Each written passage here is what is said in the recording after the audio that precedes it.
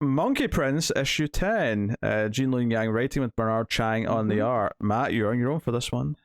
Yeah, so it was billed as a Lazarus Planet tie-in, which kind of is, but not really, because it just continues Marcus's story, and then at the very end, it ties into some Lazarus Planet shenanigans. But in an earlier issue, I can't remember if it was in the Lazarus Planet. It was in the Lazarus Planet Alpha, in that Monkey Prince story. Shifu had sent a clone of himself, and he had told Marcus at a point that he'll learn how to do that. You know, the Monkey King could do that. And in this issue, we find out that Marcus is able to clone himself through his hair. And after a showdown, you know, him and Supergirl get shot by the Ultra Humanite, and he ends up getting cut in half, right? But we know that's a thing that Monkey Prince can do. She's horrified by it, and in a full bravado and not paying attention, Monkey Prince reassembles himself backwards. So his tail's in his front now, and his legs are facing backwards. But then Supergirl's able to stop Monkey Prince, stop Ultra Humanite.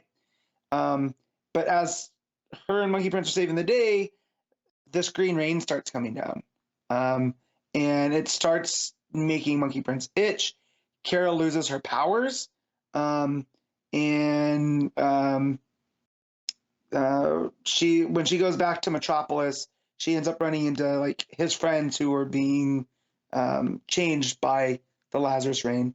Marcus starts to put together that Grandpa might be the Ultra Humanite, because when he gets back in there and tries to make up a story while he was gone, his dad is, telling him, he's like, "Oh, Grandpa will be right back." He looks over and sees his grandpa with it hooked into this machine, and it's like, "Oh, she'd have, Supergirl destroyed my other body," which makes Marcus start wondering things. Marcus ends up creating a tiny kind of, what's that called?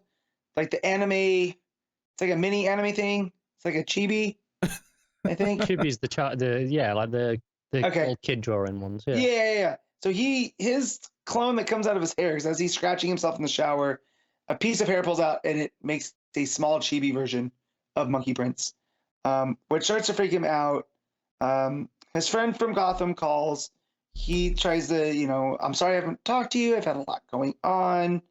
And she's like, "Well, yeah, I can tell. I just wanted to make sure you're okay because what's going on in Metropolis."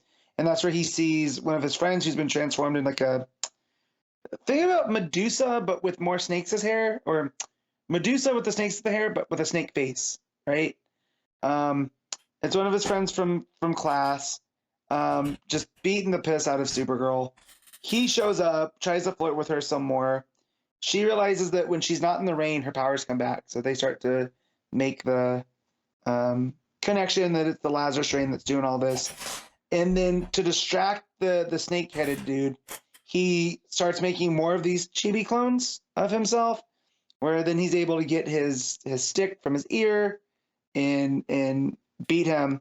And then when him and Supergirl save the day, he takes her up above the rain on his floating cloud, so that she can get her powers back out of the rain. There's a piece of the rainwater that his grandpa, the Ultra Humanite's looking at, because that he found out that the rain had fixed his gun that he was firing at Supergirl, that Supergirl and Monkey Prince had broken. So he wanted to get a sample of the rain, and when the rain lands on this piece of specimen that he's working on, it regenerates. And this is where he goes, "Well, this is what I've been looking for. I can finally repair my Phantom Zone projector and then free the ancient monkey god from the Phantom Zone prison." And so this is Yang hinting at the reason that Monkey King is gone is that he had gotten trapped. He had turned evil and had, gotten put in the Phantom Zone. By who, I'm not sure, because I'm not big on the Monkey King. From whatever he's pulling from, I'm not big on that story. But So Monkey Prince and Supergirl go to the Hall of Justice, where he, this is where he gets recruited to start the Lazarus Planet stuff. So Cyborg, Blue Beetle, Mary Marvel, Blue Devil, Zatanna, and Power Girl. And that's where it ends. So kind of don't like that his, Marcus's story is being co-opted by Lazarus Planet, but I guess when Mark Waid wants to use Monkey Prince, kind of what happens. So, but we're getting towards the end here. I think this is 10 of 12. So, and the next part, I guess, is gonna tie into Lazarus Planet fully. So, but yeah, no, it's a fine issue. I like that Yang keeps going back, and he wrote. Connor, did you read the Monkey Prince part of the story of Alpha? No, that was after the main issue. As a right? backup, yeah. Yeah, I didn't bother. No, okay.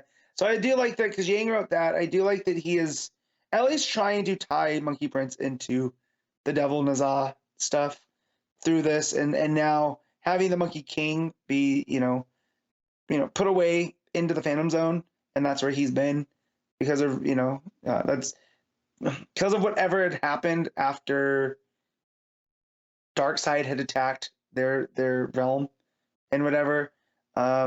And I like that it is going to, have some answers to where Marcus exactly came from. Because now the fact that in the last issue, Ultra Humanite wanted to put Marcus's mom into a new body, but the dad won't let him. He wants him to fix her. Was Marcus created in a lab? And this is why, he's basically a clone of a clone. Maybe, I don't know. But yeah, I like that Yang's, working with Waid to finish telling the story, which is nice. But yeah, so I'll give this a 7.5.